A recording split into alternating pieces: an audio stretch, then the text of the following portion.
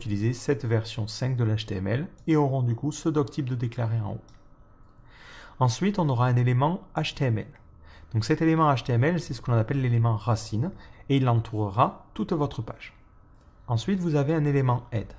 Alors cet élément est un petit peu particulier et permet de définir en fait des informations sur votre page web.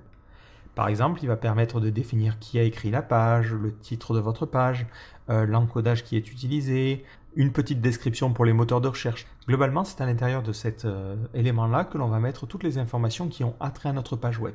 Et c'est là que l'on mettra tous les éléments qui ne seront pas forcément destinés à être visibles à l'écran. Comme je vous l'ai dit, la description elle est utilisée pour les moteurs de recherche, elle ne va pas forcément être affichée à l'écran. Donc on mettra toujours tout ça dans la partie en tête. Alors ici, je vous ai mis quelques balises d'exemple, mais on y reviendra dessus un petit peu plus tard lorsque l'on passera à la pratique. Ne vous focalisez pas sur ces deux balises-là. Ensuite, après notre élément head, on a un élément body.